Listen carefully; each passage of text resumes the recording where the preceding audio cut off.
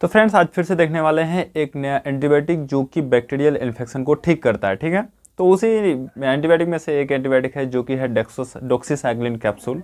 Doxycycline capsule एक ऐसी antibiotic है जो कि बहुत सारे बैक्टीरियल इन्फेक्शन होती है जिसको ठीक करता है, या फिर बहुत सारे ऐसे बैक्टीरियाज हैं जिसको किल करता है, उनके सेल वाल को तोड़ता है और ताकि उसका ग्रोथ रुके और वो किल होकर के उससे जो इन्फेक्शन काउज हुआ है, ठीक है, या फिर क्रिएट हुआ है, तो उसे ठीक किया जाता है। ठीक है ना, तो इसी के बारे में जानने वाला है कि डॉक्सीसाइक्लिन जो है कैप्सूल कौन कौन सी ऐसी डिजीज़ है जहाँ पे इसका यूज़ करते हैं, या फिर कौन कौन सी कंडीशन में इसको देते हैं, कितने डोज में देते हैं, क्या क्या साइड इफेक्ट देखा जाता है, वो सारा चीज़ देखने वाले हैं इस वीडियो में।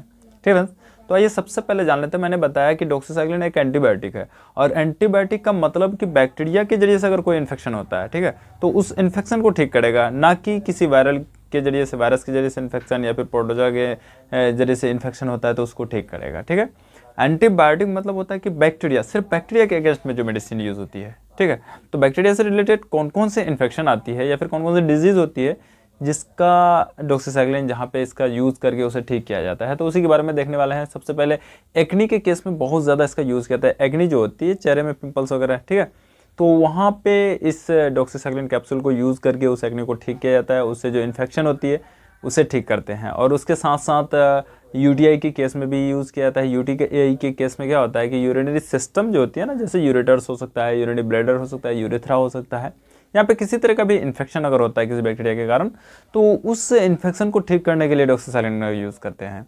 और उसके अलावा आरटीआई के केस में भी यूज़ किया जाता है। रिस्पिरेटरी ट्रैक्ट में अगर कहीं इन्फेक्शन हो जाता है, चाहे वो लारिंजाइटिस हो, फेरिंजाइटिस हो, या फिर लंग्स में हो, ठीक है, या ट्रैकिया में हो, ब्रोंकियो में हो, तो वो कहीं भी अगर इन्फेक्शन होती है तो उस इन्फेक्शन को ठीक करने के लिए डॉक्सीसाइक्लिन कैप्सूल का यूज़ करते हैं।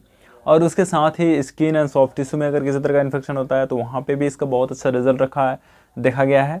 और उसके अलावा आई में जो इन्फेक्शन होता है, आँखों में इन्फेक्शन, ठीक है, तो उस इन्फेक्शन को भी ठीक करने के लिए इस मेडिसिन का यूज़ करा जाता है। और इसके अलावा हो सकता है कि डॉक्टर अपने एक्सपीरियंस के अनुसार अलग अलग जगह भी इसका प्रिस्क्राइब दे सके। ठीक है फ्रेंड्स, तो ये थी यूजेज जहाँ पे इस मेडिसिन का यूज़ करा जाता है डॉक्सीसाइक्लिन का।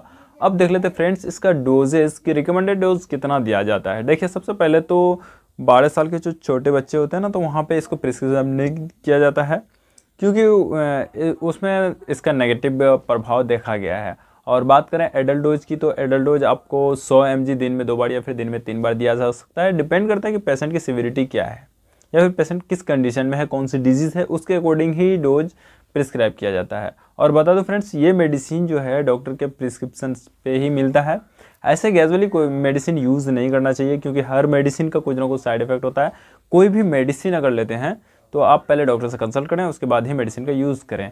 यहाँ पे सिर्फ मेडिसिन की नॉलेज के बारे में बताया जा रहा है कि मतलब मेडिसिन का कहाँ कहाँ यूज़ करा जा सकता है, ठीक है, इसका मिसयूज़ नहीं करना है फ्रेंड्स। ठीक, तो अब देख लेते हैं इसका साइड इफेक्ट। साइड इफेक्ट में आपको देखा जा सकता है जैसे नौजिया होना, वोमिटिंग होना, हेडेक होना, कॉन्स्टिपेशन की शिकायत होना, या फिर स्किन पे रैशेस होना, ये कुछ कॉमन साइड इफेक्ट हैं।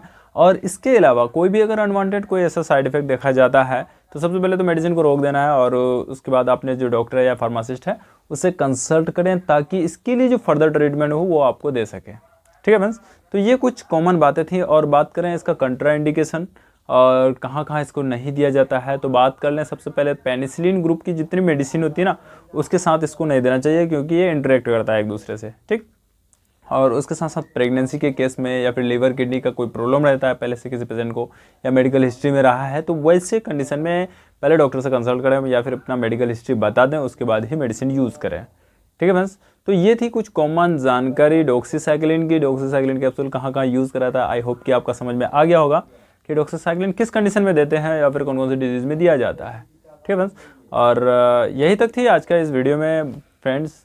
फिर मिलते हैं आप लोग के साथ नेक्स्ट वीडियो में। आज का वीडियो ही समाप्त करते हैं।